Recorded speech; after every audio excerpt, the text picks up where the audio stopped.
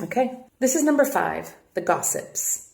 I can't do much musically of this because it's so hard to play. It's like that. It's really written for fleet violins to just be like, so these fingers don't do that on the piano. Anyway, this is called The Gossips. And what's amazing about this sculpture, and when you see it, it was made out of jade, super tricky material to sculpt with, very little room for error, and it's about this big. So it's tiny. And maybe it's that big or so. A lot of her other sculptures are like towering, especially the one in the last movement, or in the next movement. But this is so tiny. And it's 4 women, and they're hunched over. They're all naked. They have these kind of hunched feel to it. It's creepy, the sculpture. And what's amazing, Jake and Jean would talk about the concept of this piece, even though it's not pure narrative. The idea is that this sort of is occurring just before she goes into the institution. So they wanted to bring in that sense of madness to it. Again, it's never been completely confirmed that she was really mad. She was unbalanced for sure. But it's almost impossible to know what a modern diagnosis would be for her. But there was something quite unstable. And they wanted to bring a movement into that. What I love about their choice is, instead of, you would think for writing for an opera singer, they would make a mad scene for the voice. It's amazing. It's all in the orchestra. And it's this... I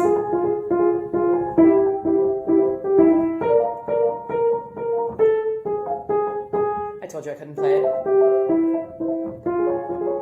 And there's this constant undulating movement and changing of harmonies.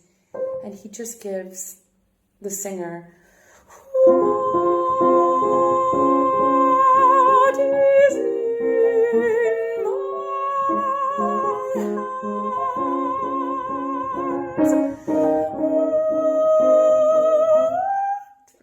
that's not cool.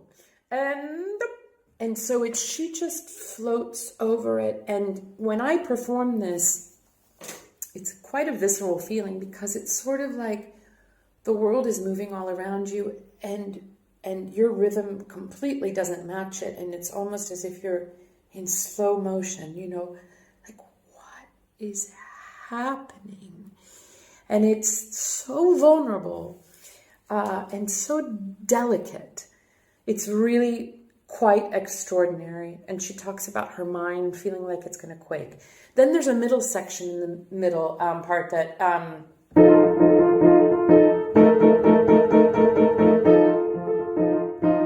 and you could just sort of feel like somebody like, what is that? What's in my head?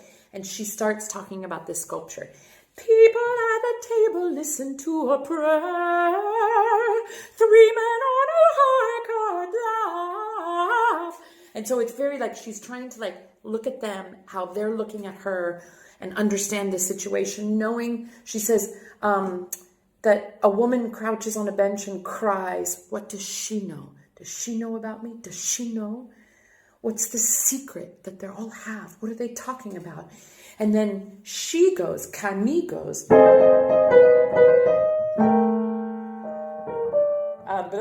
I know.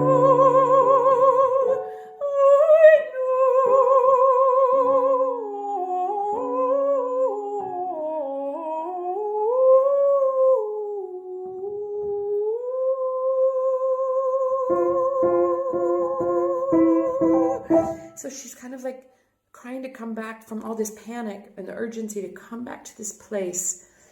And now she talks about Rodin in the same suspended sense over as the orchestra's doing its thing.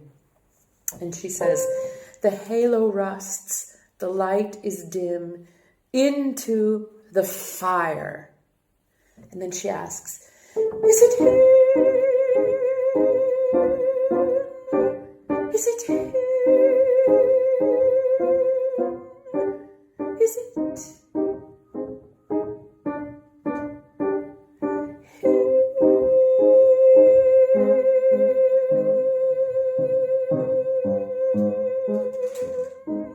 just starts to go out, and she's like, did he come for me? Did he come? Is it him? So even in her last moments of freedom, of a little bit of sanity, her last question is it him? Did he come for me? And of course he didn't. Nobody did, actually. And the sentiment of into the fire, she destroyed almost a majority of her artwork, threw it into the fire, and completely eradicated it, which is an extraordinary gesture and decision, and takes my breath away, because she was an extraordinary artist, and that is how her creativity died. Because as she went into the asylum, she never created art again. She didn't draw, she didn't sculpt. Almost 40 years at the end of her life. And her last gesture with her children of stone was to throw them into the fire. She didn't want the world to have it. She didn't want Rodin to have it.